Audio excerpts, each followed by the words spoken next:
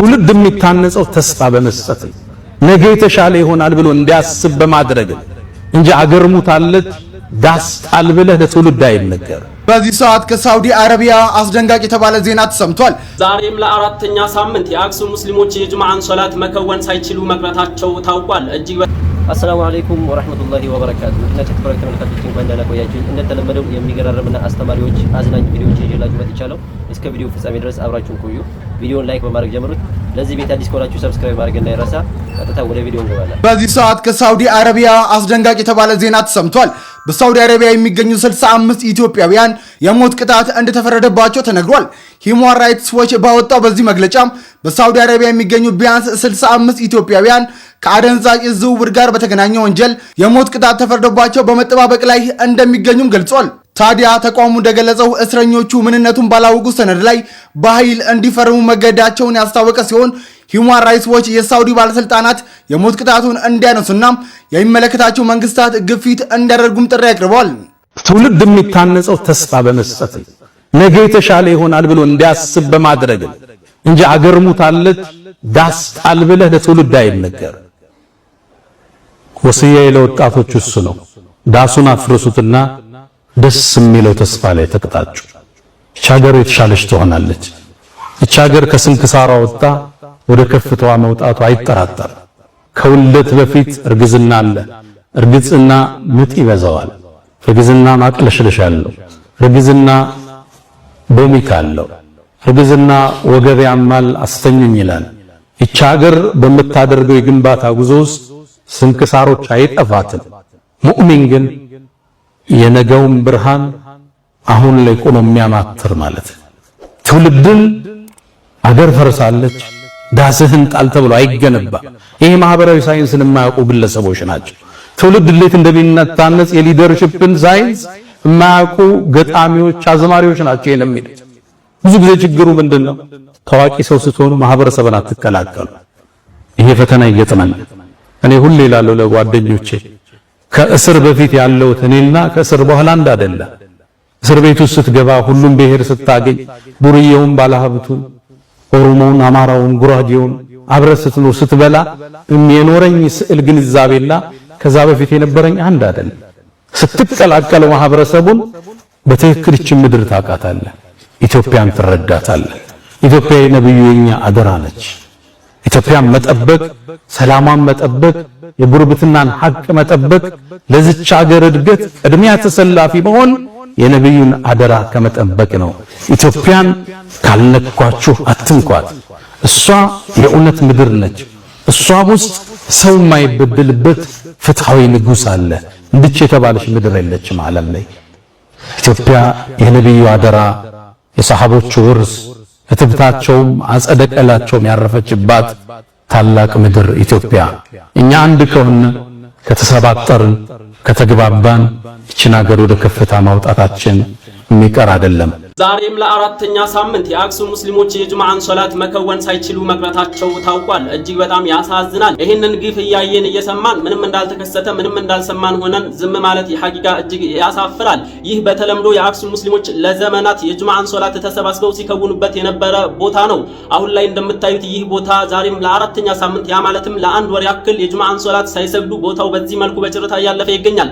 አላሁ ተዓላ በመጀመሪያ ደረጃ ነስሩን ድሉን እንዲያመጣላቸው ዱዓ እናድርግላቸው። ሲቀጥል ሁላችንም ለአክሱም ሙስሊሞች ድምጽ ከመሆን መዘናጋትም የለብንም። ምናልባትም ዛሬ ባይመጣ ነስሩ ነገ ሊመጣ ይችላል። እኛ ግን ደክመን ሰጭተን ማቋረጥ የለብንም። ይህ ነገር እናንተ ጋር ቢሆን ምን ሊሰማችሁ ይችላል? አስቡት። ለአራት ተከታታይ ሳምንት ማለትም ለድፍን አንድ ወር ያክል የጁምዓን ሶላት አትሰግዱም ተብላችሁ ብትከለከሉ ምን ሊሰማችሁ ይችላል? ይህ ነገር አክሱም ሙስሊሞች ላይ እየተከሰተ ታዲያ ዝም ማለት የለብንም። በዚህ ዙሪያ እስካሁን ለአክሱም ሙስሊሞች ፍትህ ሊሰጣቸው መፍትሄ ሊያደርግ ፈቃደኛ የሆነ አካል ፍላጎቱ ያለው እስካሁን ማንንም እያየን አይደለም። ቢሆንም ግን ድሉ አንድ ቀን እንደሚመጣ መዘንጋት የለብንም። ታዲያ ለዚህ ድልም እያንዳንዳችን እጃችንን ልናስገባ ድምጽ ለኖናቸው ግድ ይለናል። ቢያንስ እንኳን ዋጅባችንን ግዴታችንን እንወጣለን። አላህ ነው ዲኑን የሚጠብቀው፣ እኛ ሰበብ ነው የምንሆነው። የመጨረሻው ይህ እንደሆነ ታሳቢ አድርገን ሁላችንም የድርሻችንን መወጣት አለብን። ይህንን መረጃ በደንብ ሼር በማድረግ ለዓለም፣ ለህዝቡ፣ ለሀገሩ የአክሱም ሙስሊሞች ላይ የሚደርሰውን ግፍ እናሳውቅ። አላሁ ተዓላ ነስሩን ድሉን ቅርብ ያድርግላቸው። ወሰላሙ አለይኩም ወራህመቱላሂ ወበረካቱ። ዛሬማ ሰበር ማለት ሁሉ እኮ በቃ አስጠላን። ወላሂ ነው የምላችሁ። በቃ ተለመደ። በየቀኑ እንዲህ ያለ አሳፋሪ ተግባር ደግሞ የባሰ እየሆነ እየመጣ ነው።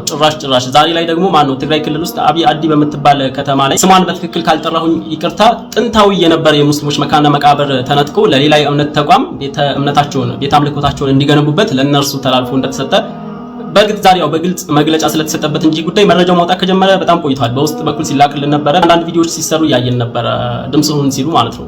ወላሂ በጣም የሚያሳፍረው ይህ የሚያሳፍረው ልንገራችሁ፣ እንደ ሀገር በጣም ውርደት ነው። ተዋርደናል እንደ ሀገር ማለት ነው። ምክንያቱም ይህ ነገር የትም የለም። አንድ እምነት ተቋም የመካነ መቃብር ቦታ ተነጥቆ ለሌላው ሲሰጥ ሰምተናል፣ አይተንም አናውቅም። እንደ ኢትዮጵያ ገና እየሰማን ነው ማለት ነው፣ እንደ ትግራይ ክልል ማለት ነው። ሲቀጥል እንደ ባህልም አሳፋሪ ነው። በባህል ደረጃ አንድን እምነት የቀብር ቦታ ነጥቆ ለሌላ መስጠት በባህልም እጅግ በጣም የሚያሳፍር ነው። እንደ እምነትስ ብትሉ እንዴ እምነታችሁን አታከብሩትም እንዴ እናንተ? ሌላ ቦታ አታችሁ ነው ይህንን የቀብር ቦታ ላይ መታችሁ ምን ማለት ነው? እስኪ ትንሽ ወላሂ ይሆን ተብሎ ማለት ነው። በቃ በሰላም ተከባብሮ ተፋቅሮ የኖረን ማህበረሰብ እንዴት ወደ ጦርነት ሆን ብለን በቃ በእምነት አባልተን እንዴት ወደ ግጭት ቀጠና እናስገባ የሚል ሴራ ካልሆነ በቃ ከዚህ ድርጊታችሁ ባካችሁ ተቆጠቡ። እምነታችሁን የምታከብሩ ከሆነ እምነታችሁን ማዋረድ የማትፈልጉ ሀገራችሁን ባህላችሁን ማዋረድ የማትፈልጉ ከሆነ ምናልባትም በታሪክ ቀዳሚዎቹ ልትሆኑ ትችላላችሁ። እንደዚህ ያለ አሳፋሪ ተግባር በመስራት ዓለም ላይ ማለት ነው። ኢና ሊላሂ ወኢና ኢለይሂ ራጂዑን። እስኪ ድምጽ ነው ናቸው ፈትሑ ነስሩ ከአላህ ነው።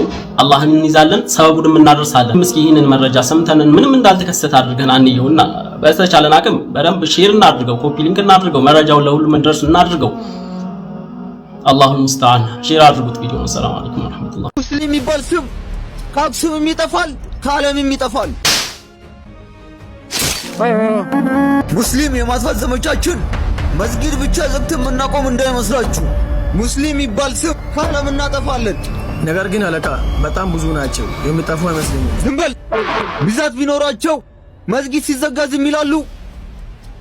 አሁንም ልንገራችሁ፣ ሙስሊም የሚባል ስም ከአክሱምም ይጠፋል ከዓለምም ይጠፋል። አለቃ ግን እኮ ሙስሊሞች በጣም ብዙ ናቸው፣ እንዴት ነው የምናጠፋቸው? ሙስሊም የመሰሉትን ሁሉንም አንድ ባንድ አጥፉ።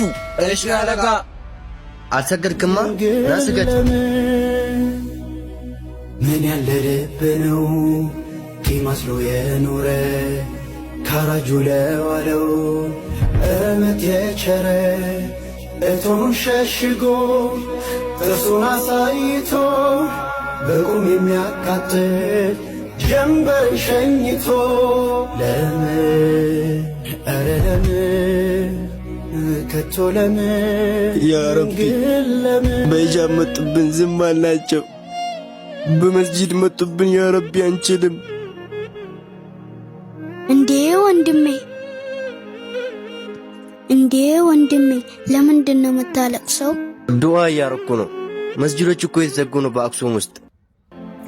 አታልቅስ፣ እኔ ሳደግ ከፍታቸዋለሁ።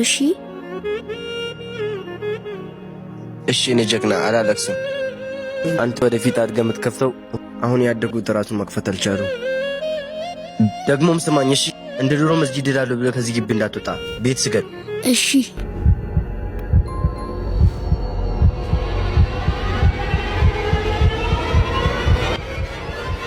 አኡዝ ቢላህ አገኙኝ፣ ሸሂድ ሆናለሁ እንጂ አልመለስም። እንዴ አለቃ፣ ይሄኛው ሙስሊም ይመስላል። ምን?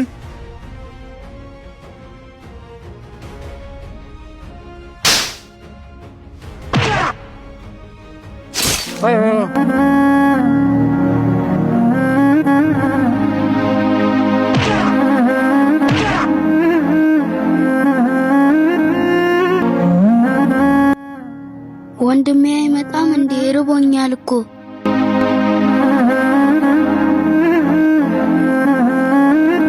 ብቻዬን ልተኛ ነው? እኔ ብቻዬን መኖር እፈራለሁ።